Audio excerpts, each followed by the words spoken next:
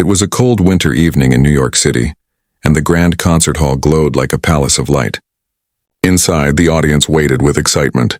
Every seat was filled, and the air buzzed with whispers, laughter, and the faint rustle of programs being opened. People had come from different parts of the country to watch a man who was not just a musician, he was a legend. The famous American trumpeter walked on stage dressed in a sleek black suit, his trumpet shining under the stage lights. His smile was confident, his movements easy and graceful. He had performed for presidents, sold out international tours, and won countless awards. But tonight he had something different in mind, something that would surprise everyone. He stepped up to the microphone and the hall fell silent. With a playful grin, he said, "Tonight I want to do something new. I'm challenging any young musician out there to a trumpet duel. Right here, right now. Let's see who's brave enough to step forward."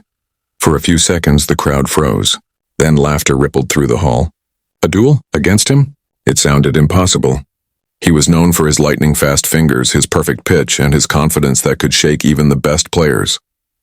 No one in their right mind would face him in public, but far in the back of the audience, sitting in the shadows, a young woman felt her heart race. She was no celebrity, no famous performer, just a dedicated student who played at small community shows. Her trumpet case rested on her lap, old and slightly dented, but to her it was the most precious thing she owned. She had been watching him perform since she was a teenager.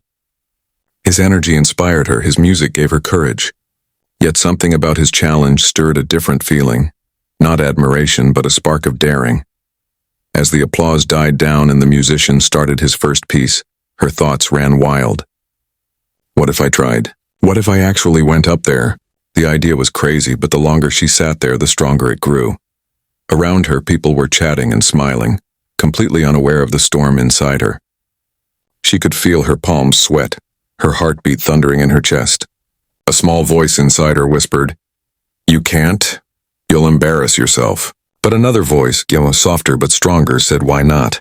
You've practiced all your life for a moment like this." Meanwhile, on stage, the famous musician played with effortless joy. His trumpet sang clear and golden, echoing through the hall like sunlight breaking through clouds. The audience cheered wildly, standing to applaud. He bowed with a wink, soaking in the attention. But when he looked toward the crowd again, something caught his eye. A young woman standing up in the back row, clutching a trumpet case. The room went quiet as she began walking down the aisle. Her steps were small but steady. People whispered and turned their heads, some smiling in amusement, others frowning in disbelief. She looked far too young, far too nervous.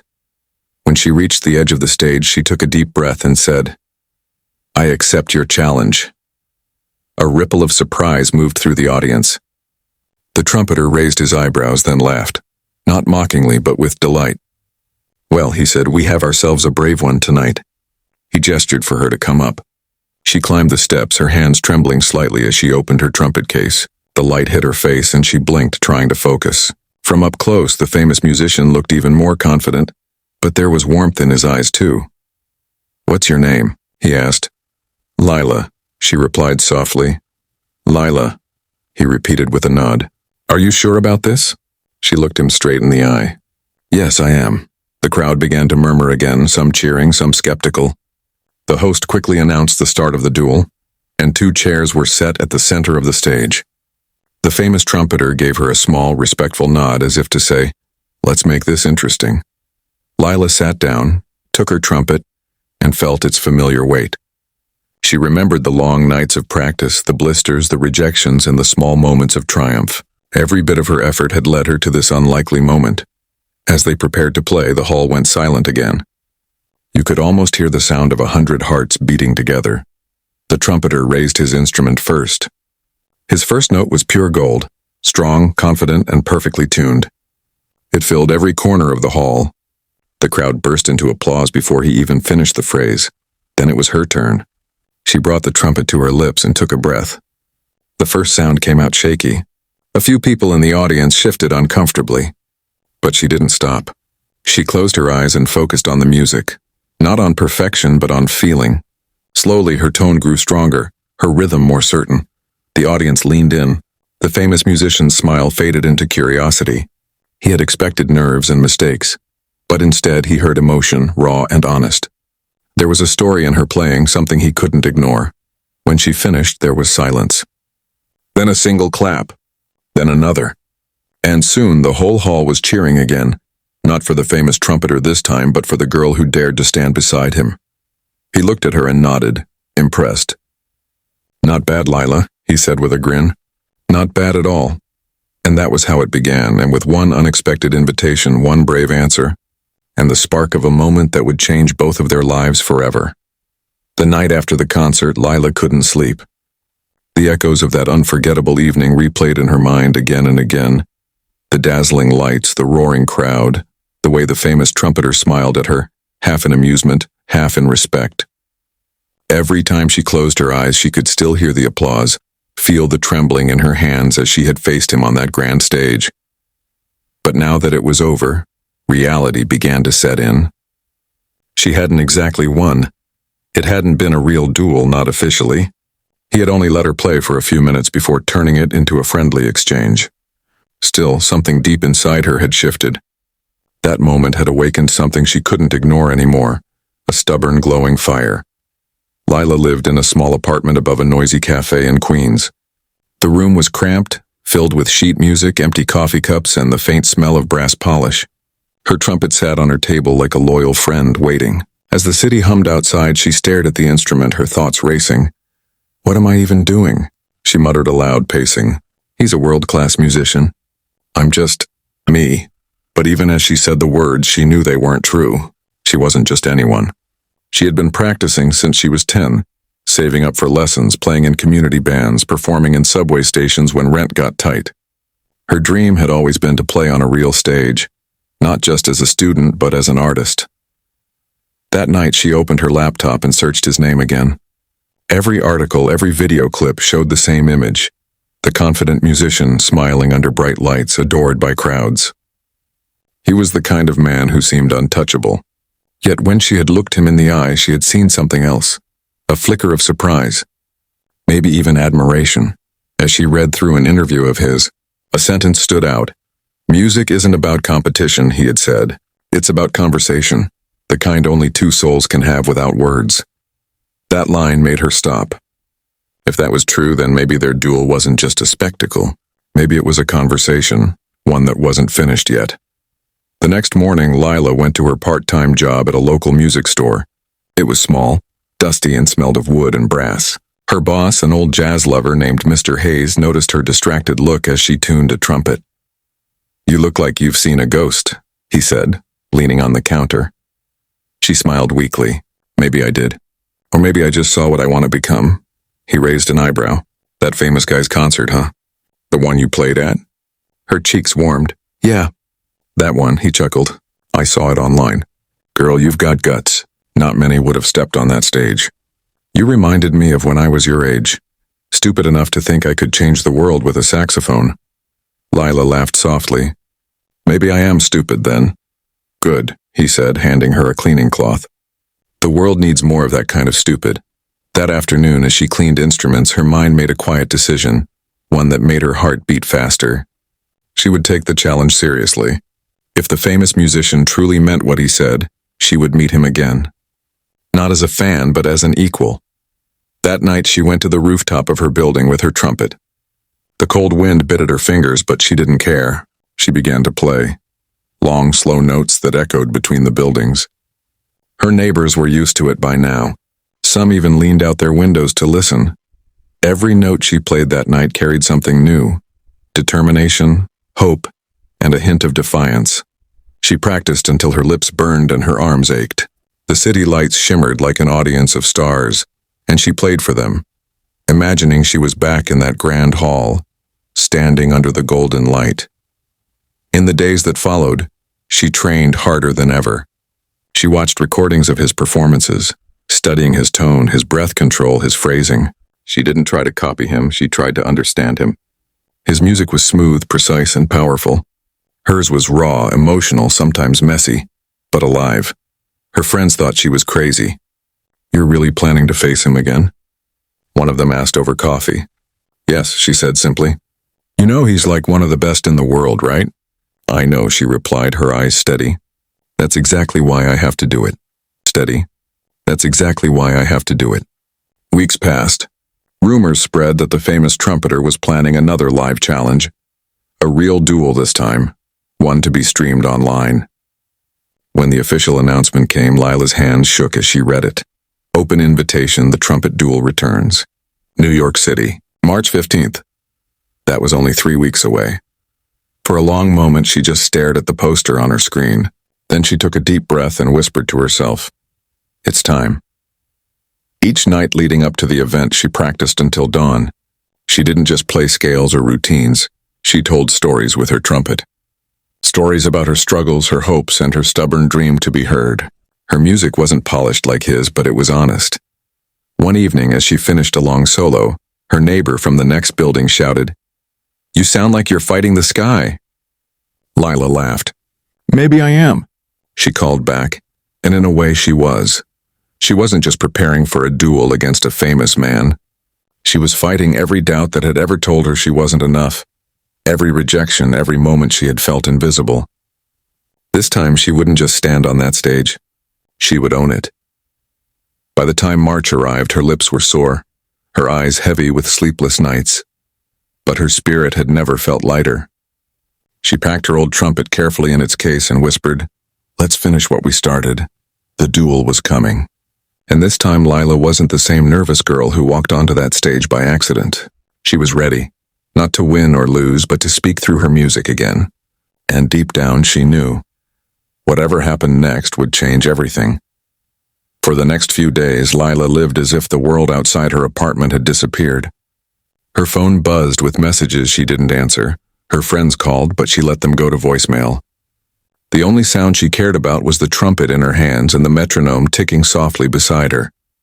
Every morning she would wake up early, tie her hair back, and set her sheet music on the stand. The small apartment was dimly lit, with sunlight filtering through the curtains, painting lines of gold across her face. Her trumpet, though old and a little worn, gleamed like something sacred. Her first few sessions were rough. Her notes cracked, her breath ran out too soon, and frustration built inside her. But she refused to stop. Each mistake became a challenge to overcome. She practiced scales until her fingers hurt and her lips felt numb. She recorded herself playing, listened back, and noted every flaw. She didn't want perfection. She wanted power, music that could speak directly to the heart. By the third day, her routine turned into a rhythm. She played for hours, took short breaks, then played again. When her lips swelled from too much pressure, she practiced fingering silently, hearing the melody only in her head. She began to imagine the duel again, not as something terrifying, but as a story waiting to be told. At night, when the city quieted, she'd stand on her balcony with her trumpet. The cool air brushed her skin, and she'd start to play softly, not caring who heard. Her neighbors had long stopped complaining. In fact, some of them had started waiting for her late-night sessions, the music floating through the streets like a secret lullaby. One night, an elderly woman from the building next door leaned out her window and called, "Play that one again, the sad one." Lila laughed and lifted her trumpet. "This one?" she asked before letting the melody spill into the night. The woman smiled. "Yes, that one. It sounds like your heart." Her heart. That's exactly what she wanted people to hear. Still, even with all her progress, doubt crept in sometimes. She'd think of the famous trumpeter, his flawless tone, his control, his decades of experience. What chance did she really have against someone like that? Those thoughts always came late at night, when the world was quiet and her fingers were too tired to move. But instead of giving up, she reminded herself of why she started, not to win, but to be heard. She wasn't fighting him. She was fighting her own fear. On one particularly hard evening, when nothing seemed to sound right, she threw her trumpet onto the couch and buried her face in her hands. "Why am I even doing this?" she whispered. From the table, her phone buzzed with a message. It was from Mr. Hayes, her boss at the music shop. "Remember, a note played with courage is worth more than 100 played with perfection." She smiled through her exhaustion. He always knew what to say. She picked up her trumpet again and started to play. Slower this time, softer, as if each note was an answer to her own question. Days turned into weeks. She balanced her job at the store with her relentless practice, often sneaking in a few scales during her lunch break. Mr. Hayes didn't mind. In fact, he encouraged her. Sometimes he'd stand at the counter and listen, tapping his foot to her rhythm. "Your sound's changing," he said one afternoon. "Used to be you played like you were asking permission. Now it's like you're making a statement." Lila smiled shyly. "That's the plan." By the final week before the duel, she felt ready, or as ready as she could ever be. She bought a new dress for the performance, nothing fancy, just something that made her feel confident. She polished her trumpet until it reflected her face perfectly. The night before the event, she couldn't sleep. She sat by the window watching the city lights flicker like tiny stars. She thought about her journey, the endless practice, the self-doubt, the quiet moments when she almost quit. All of it had led to this. She closed her eyes and imagined the stage, the bright lights, the sea of faces, and him, the famous musician with the easy smile. But this time she didn't picture herself as small or scared. She saw herself standing tall, her trumpet in hand, her sound filling the hall like a voice that could no longer be silenced. The next morning, she packed her trumpet carefully in its case and took one last look around her apartment. It wasn't much, but it was where she had found her courage. She whispered to herself, "You're ready," and stepped outside. As she walked toward the subway, she could feel the weight of the trumpet case pulling at her arm, but also grounding her, reminding her of the purpose she carried. She wasn't going there to defeat anyone. She was going there to show the world, and herself, what she was made of. When she arrived at the concert hall that afternoon, she stood for a moment on the sidewalk, staring up at the grand building. Her heart thudded in her chest, but her hands were steady. The banner above the door read, "The Trumpet Duel. Experience the sound of challenge." She smiled. It was more than a challenge now. It was destiny calling her back to finish the story she had started. And as she walked through the doors, trumpet case in hand, she knew that no matter what happened next, her music, so and her courage, would finally be heard. The morning of the duel arrived with a golden sunrise stretching across New York City. The sky was clear, but the air felt heavy, charged with that strange mix of excitement and fear that always comes before something life-changing. Lila woke before dawn. For a few minutes, she sat on her bed in silence, her heart beating fast but steady. The trumpet case sat by her desk, already packed and polished the night before. The instrument inside wasn't just brass and valves to her anymore. It was her voice, her courage, her story. She stood by the window and looked at the streets below. People hurried off to work, taxis honked, and the smell of roasted coffee drifted from the cafe downstairs. It was an ordinary morning for everyone else, but for Lila, it was the biggest day of her life. She dressed simply. A black blouse, fitted pants, and small gold earrings her mother had given her years ago. She tied her hair neatly, took one last deep breath, and whispered, "Let's do this." When she stepped outside, the chill of the morning air hit her face. She pulled her coat tighter and began walking toward the subway. With every step, her nerves danced inside her chest, but there was also a strange calm underneath, the kind that only comes when you've already made peace with the outcome. By the time she arrived at the concert hall, the crowd had already started gathering. Posters of the famous trumpeter hung on the walls, his name printed in bold letters. "The Trumpet Duel. Live tonight." Lila stood in the doorway for a moment, taking it all in. The same hall she had stood in once before, but this time she wasn't a surprise guest. She was an official challenger. Inside, stagehands moved equipment, lights flashed across the grand ceiling, and reporters gathered near the entrance. Someone from the event staff approached her. "You're Lila, right? The challenger?" She nodded. "Great," he said with a smile. "Follow me. The maestro's already here." Her stomach tightened at the word maestro. She followed the man down a long corridor lined with photographs of legendary musicians. When they reached the backstage area, she heard a familiar laugh, smooth, confident, unmistakable. There he was, the famous American trumpeter himself, leaning casually against a piano, chatting with a group of technicians. When he saw her, his expression shifted from amusement to curiosity, then to something like respect. "Well," he said, setting down his trumpet case. "The brave young woman returns." Lila smiled nervously. "Guess I couldn't resist," he chuckled. "I admire that. Takes guts to come back after facing me once." "I didn't come to win," she said quietly. "I came to play." His grin widened. "Good answer." Widened. "Good answer." They shook hands. His grip was firm and warm, and in that brief touch, she could feel the years of mastery behind it. Yet there was no arrogance in his tone this time, only interest. As they tuned their instruments backstage, the distant hum of the audience grew louder. Hundreds of people were out there waiting. Lila's fingers trembled slightly, and she tried to steady her breathing. The famous musician noticed and said gently, "Don't fight the nerves. Let them fuel you. Every great performance needs a little fear." She nodded, his words settling into her heart like a quiet reminder.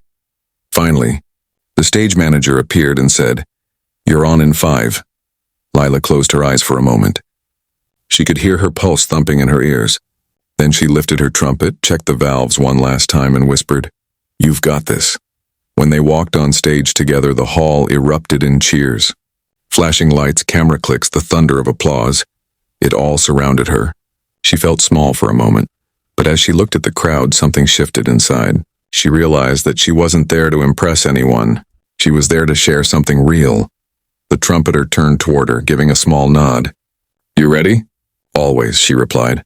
The announcer introduced them, his voice booming across the hall. "Ladies and gentlemen, tonight witness a musical dialogue between generations, the master and the challenger." The duel began. He played first, starting with a brilliant, complex piece that danced effortlessly between notes. His trumpet shimmered like liquid gold, his confidence filling the air. The crowd clapped mid-performance, cheering at his precision. He ended with a powerful final note that rang through the hall like thunder. Then it was her turn. Lila stepped forward slowly. For a heartbeat, she just stood there looking at her trumpet, then at the man who had inspired her to pick it up in the first place. She smiled faintly and lifted the instrument to her lips. Her first note was soft, trembling but pure. The sound drifted gently through the hall and a hush fell over the audience. She didn't try to outshine him. Instead, she played a melody that spoke of long nights, quiet dreams, and the beauty of trying again even when you fail. Her fingers moved gracefully now. No hesitation, no fear. Her sound grew stronger with every breath. People in the front row leaned forward, captivated. Even the maestro's smile faded into something more serious. Admiration, perhaps even awe. When she finished, there was silence, the kind of silence that means people are too moved to clap. Then the applause came, thunderous and endless. The trumpeter stepped toward her and whispered, "That was incredible." She looked up, breathless. "You taught me that music is a conversation. I just answered back." He laughed softly, eyes shining. "Then keep talking." As the night went on, they played again, not as rivals but as equals, their music weaving together in harmony. The audience watched something rare and beautiful, and not a duel, but a dialogue between two souls who spoke the same language through sound. When the lights dimmed and the final note faded, Lila realized something profound. She hadn't just faced her idol. She had found her place beside him. The duel had begun as a challenge, but it ended as the beginning of something far greater. A mutual respect that would change both their lives forever. The crowd's roar faded into a low, expectant hum as both musicians took their places at the center of the grand stage. The air was electric, the kind of stillness that comes before a thunderstorm. Bright lights poured down from above, illuminating the polished wood of the stage and catching the golden shine of both trumpets. The announcer gave a short introduction, his voice echoing through the hall. "In this first round," he said, "each musician will perform a solo piece of their choice, one to showcase skill, the other to showcase soul. Let the duel begin." The famous trumpeter stepped forward first.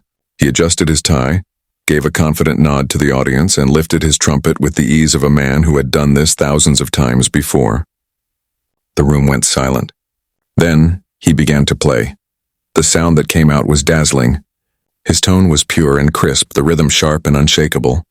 Every note was placed with perfect precision, each phrase flowing into the next like a carefully written story. His fingers moved so fast they were almost a blur, his breath control flawless.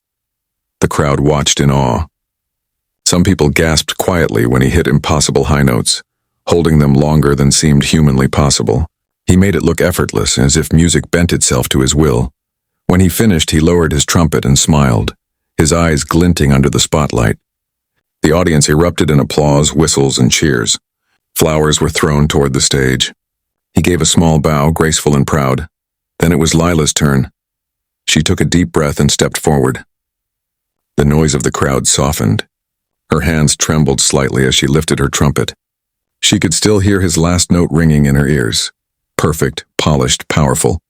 How could she follow that? For a second, fear tried to take hold of her, but then she remembered the rooftop, the nights she played for the stars, the old woman's voice saying, "It sounds like your heart." That was it. She didn't have to be perfect, and she just had to be real. She closed her eyes and began to play. Her first note was soft, almost hesitant, like the sound of a memory. Then it grew warmer, fuller.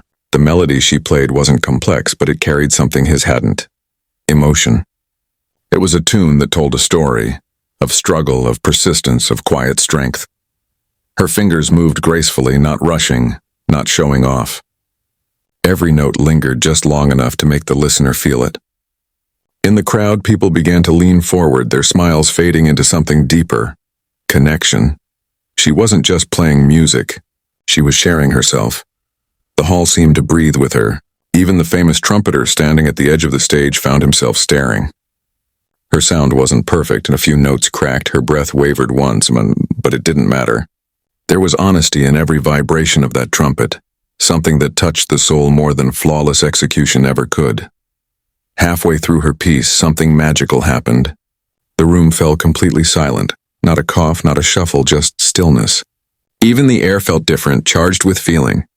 The music filled every corner of the hall, wrapping the audience in a quiet spell. By the time she played her final note, long, gentle, fading like a whisper, the crowd sat frozen. Then suddenly they erupted into applause louder than before. People stood. Some clapped, some shouted her name, some even had tears in their eyes.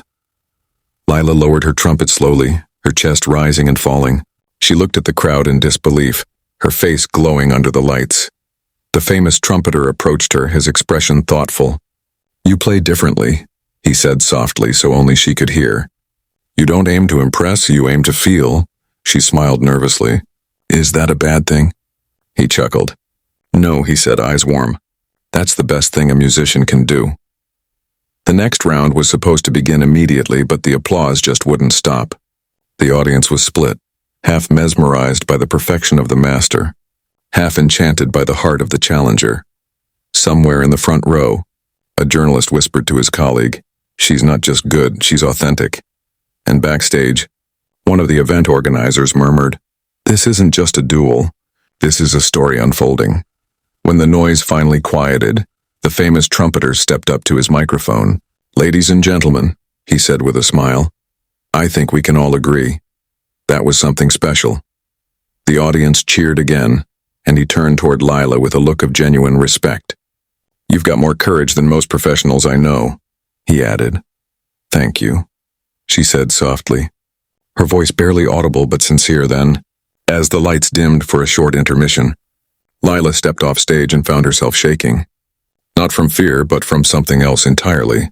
She had faced the man she'd admired her whole life, and she hadn't just survived. She had made him listen.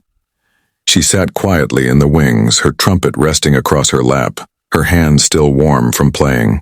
Around her, people moved, whispered, clapped, but she heard none of it. Her mind was still caught in the music. It was then she realized something important. She didn't need to win this duel. She had already won something far greater. Her confidence, her voice, her right to stand on that stage. And as the lights brightened again, signaling the start of the second round, Lila smiled to herself. For the first time in her life, she wasn't just a girl chasing a dream, she was living it. As the intermission ended, the lights dimmed again and the murmuring crowd fell into silence. The stage glowed softly under golden light. Lila and the famous trumpeter returned to their positions, standing a few feet apart, their instruments catching the shimmer of the spotlights. The air between them was charged, not with rivalry, but with something richer, more meaningful. The second round was about to begin. This time there were no strict rule, only music. The idea was for both of them to respond to each other, trading melodies, improvising freely, letting their instincts take over. It was less of a battle and more of a dialogue, a conversation between two souls spoken entirely in sound. The famous musician looked at her and smiled. "Ready for round two?" Lila nodded. "Always." He lifted his trumpet and began. The first notes he played were smooth and deep, a slow rhythm that filled the hall like a warm wave. It wasn't as showy as before. His tone had softened, mellowed, as if he had shifted from proving something to sharing something. The audience could feel it too. This was no longer about winning. It was about connection. Lila listened carefully, her body swaying slightly to the rhythm. When he paused, she lifted her trumpet and answered. Her melody slipped between his like a reply to a heartfelt question. The two sounds began to dance, his steady and rich, hers light and emotional, weaving together until it was hard to tell where one ended and the other began. The crowd sat mesmerized. It was as if they were witnessing a conversation too intimate to be spoken aloud. The trumpet spoke of struggle and triumph, of youth and experience, of respect growing between them. As the music flowed, Lila's nerves melted away completely. She wasn't thinking anymore, she was feeling. Each note came from somewhere deeper than practice or memory. It was instinct now, pure and honest. At one point their eyes met. He smiled. Not the confident showman's grin from before, but a real human smile. And she smiled back, still playing, still answering. It was as if in that moment they understood each other completely. Two musicians from different worlds connected through the same language. The tempo picked up, and the duel turned playful. He played a teasing riff, challenging her. She laughed softly and fired one right back, faster, brighter. The crowd chuckled and clapped to the beat, caught up in the energy of it all. It was no longer a contest, but a joyful exchange, a duet born out of respect and shared love for the music. Then came the part no one expected. The famous trumpeter stepped closer to her mid-song. Their sounds merged, not in conflict, but in harmony. His low, resonant tone anchored her soaring high notes, creating a balance so beautiful that the audience forgot to breathe. It was no longer a duel between a master and a student. It was a meeting of equals. For the first time that night, the famous musician seemed completely at peace. The crowd noticed it too. The tension that had surrounded him at the start, the aura of superiority, had disappeared. Now he played with openness, humility, and even joy. Lila had changed something in him without even realizing it. As the piece reached its peak, Lila took a daring leap, a high, trembling note that seemed to hang in the air forever. The audience gasped, unsure if she could hold it. But she did, perfectly. Her sound filled the hall, shining and fearless. When she lowered her trumpet, the famous musician followed with a soft, tender closing note, wrapping the moment like a ribbon. Silence fell. A heartbeat later, the audience erupted. The applause was thunderous, people shouting, cheering, clapping until their hands hurt. But on stage, Lila barely noticed. She turned to the man beside her. He was looking at her, really looking, and his eyes said everything words couldn't. He nodded slowly, a quiet acknowledgement that said, "You've earned your place here." Then, to everyone's surprise, he raised his hand and motioned for her to come closer. She hesitated for a moment, then stepped forward. He took her wrist gently and lifted her arm into the air like a mentor presenting his equal. The crowd went wild. Cameras flashed, people stood up from their seats. Lila felt a lump rise in her throat. Her eyes stung with tears, but she held them back and smiled. Not a shy smile this time, but one of pride and gratitude. Backstage, when the lights dimmed and the cheers faded, he found her again. "You know," he said softly, "when I started this duel, I thought I was teaching the next generation a lesson. And now?" she asked. He chuckled. "Now I think you taught me one." She looked at him curiously. "What lesson?" He smiled, eyes warm. "That perfection isn't the point. Passion is." They stood there for a while in silence, just two musicians surrounded by the faint echo of the crowd's applause. The world outside that hall had no idea what had truly happened between them. How a challenge had turned into understanding. How competition had become connection. That night, the famous musician didn't just find a rival. He found a reminder of why he had fallen in love with music in the first place. And Lila didn't just earn his respect. She earned something far greater, belief in herself. The duel that had started as a test had turned into something far more powerful. A harmony of generations, hearts, and purpose. When they walked out of the hall together, side by side the cameras flashed again, but this time it wasn't the image of a legend and a challenger. It was the picture of two souls who had learned that real music, the kind that lasts, is born not from pride, but from connection. When the final note faded into silence, the entire concert hall seemed to hold its breath.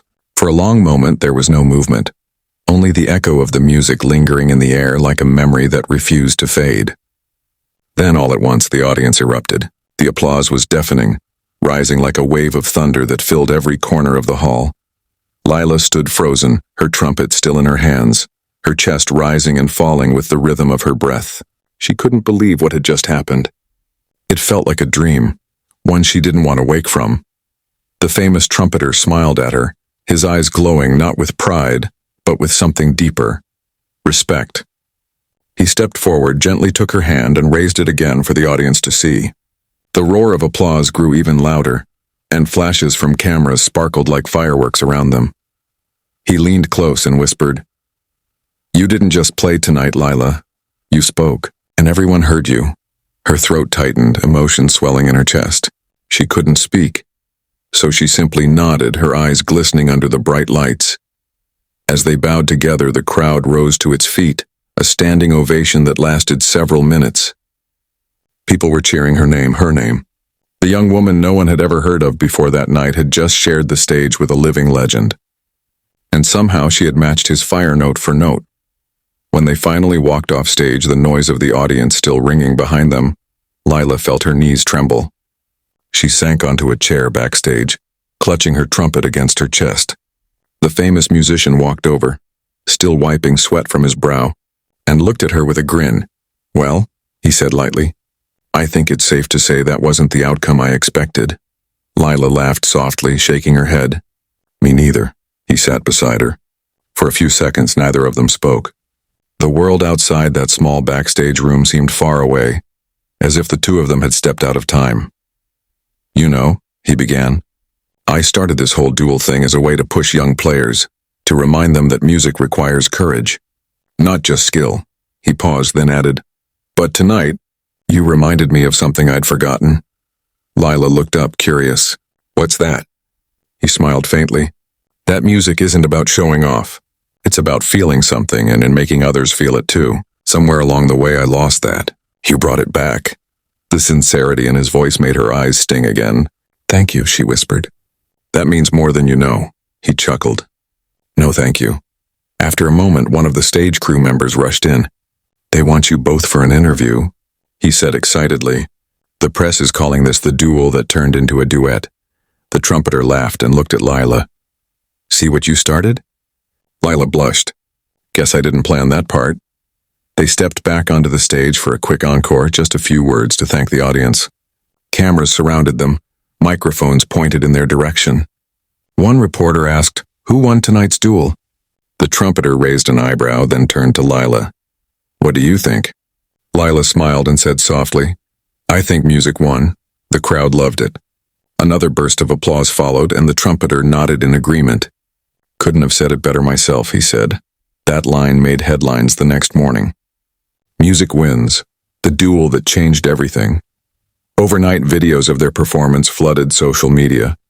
Millions watched as the young unknown woman from Queens stood fearlessly beside a legend, playing not for fame but for passion. Her name, Lila Carter, was suddenly everywhere. But the fame didn't change her. When she woke up the next day in her small apartment, sunlight spilling across the trumpet on her table, she felt the same. Tired, grateful, and quietly proud. The world might have seen her as a rising star now, but she still saw herself as the same girl who practiced alone on her rooftop, chasing the sound that lived in her heart. She made herself coffee and turned on the TV. Every channel seemed to be talking about the duel. One news anchor said, "It wasn't a battle. It was a bridge between two generations of musicians." Another called it a reminder that real talent can come from anywhere. As she watched, her phone buzzed. It was a message from the famous trumpeter himself. "You up for breakfast? We've got something to talk about." Curious, she met him at a small diner near the theater. He was already there, sitting by the window, Reading the paper with a grin. "Front page," he said, sliding it over to her. There she was. Her photo next to his, both of them mid-performance, eyes closed, lost in the music. Lila stared at it, then laughed. "This is unreal." He folded the paper and leaned forward. "Lila, I have a proposal. I'm putting together a new tour, something different. Not just concerts, but collaborations, mentorship, new energy." She blinked. "You're asking me to join you?" He smiled. I'd be a fool not to, her heart skipped. For a moment she couldn't find the words. I don't know what to say." "Say yes," he said simply. Lila grinned. "Then yes." They shook hands, and for the first time, she realized the duel hadn't just changed her career. It had changed both of their lives. That evening, as she walked home through the soft New York dusk, trumpet case in hand, she looked up at the city lights and smiled. She had entered the stage as a challenger, but she was leaving it as something more. A musician, a storyteller, and a believer in herself. She whispered to the wind, "Music won." And deep down, she knew as in this was just the beginning. Months passed since that unforgettable night, but people still talked about the duel. Newspapers called it the sound that shook the city. Music schools used it as an example of courage and artistry. Videos of Lila and the famous trumpeter continued to spread, inspiring young musicians around the world. But for Lila, life had changed in quieter, more meaningful ways. She wasn't the same girl who once doubted herself, playing softly in a small apartment above a cafe. Now she was standing on some of the biggest stages in the country, but still with the same worn trumpet in her hands, the one that had carried her through everything. After the duel, the famous trumpeter, whose name was James Holloway, kept his promise. He invited her to join his new tour, a cross-country journey called Brass and Soul. The idea was simple. Combine technical brilliance with emotional storytelling, the very balance they had discovered that night. The first concert of the tour was held in Chicago. The hall was packed again, lights glittering, cameras flashing. But this time, when James walked on stage, he didn't walk alone. He turned to the audience and said with pride, "Tonight I want to introduce not my competitor, but my partner, the extraordinary Lila Carter." The crowd cheered as Lila stepped out, confident and radiant, her trumpet gleaming under the spotlights. She smiled at him and he smiled back. That same knowing look they'd shared months ago when music had spoken louder than words. They played together in perfect harmony. Sometimes they dueled playfully, trading fast, fiery notes like sparks in the air. Other times they slowed down, letting their music turn soft and aching, filling the room with warmth. Each performance felt like telling their story all over again, a reminder that art isn't about ego or perfection, but about connection. After one show, a young girl came up to Lila with shining eyes. "I want to play like you someday," she said, clutching a small plastic trumpet. Lila knelt down and smiled. "Then promise me something," she said. "Don't play to be better than someone. Play to be you. That's what makes it special." The girl nodded, and Lila saw in her the same spark she once carried, the same courage that had pushed her to walk on stage all those months ago. James watched from a distance and smiled. He could see what was happening. Lila wasn't just performing. She was becoming a symbol, a reminder that sometimes the quietest voices can create the loudest echoes. Their partnership became legendary. Critics called it a union of precision and passion, and every show sold out. But to both of them, it was never about fame. It was about the joy of creating something real. During one late-night rehearsal in Los Angeles after everyone else had gone home, James set down his trumpet and looked at Lila thoughtfully. "You know," he said, "I've been on stage for more than 30 years. But I've never felt this alive while playing." Lila smiled. "Because now you're not playing for people. You're playing with them." He chuckled softly. "Maybe that's what you taught me." They sat in silence for a while, the glow of the empty auditorium around them. Lila ran her fingers along her trumpet and said, "When I first faced you, I thought I was walking into a battle. But it wasn't. It was an invitation." "To what?" he asked. "To become who I was meant to be." James nodded slowly. "You already are." In the months that followed, their tour continued to grow, reaching cities across the world. In every place they went, they left more than music, they left inspiration. Teachers started calling it the Holloway Carter effect, the magic that happens when technique meets heart, when tradition meets fresh perspective. Years later, when James retired from touring, he called Lila one last time. "It's your turn now," he told her.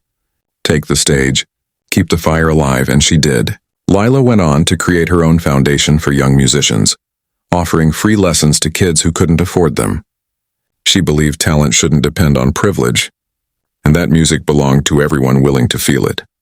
Sometimes, at the end of her lessons, she would pick up her trumpet and play a few quiet notes, the same melody she had once played on that stage during the duel. The same sound that had changed everything, and every time she did, she remembered the moment that started it all. The fear, the courage, the music that turned rivals into friends. People still told the story even years later, how a famous American musician once challenged a young woman to a trumpet duel, and how that duel changed both of their lives. But those who knew the truth said it wasn't really a duel at all. It was a meeting between two souls who reminded the world that music isn't about victory, but about voice.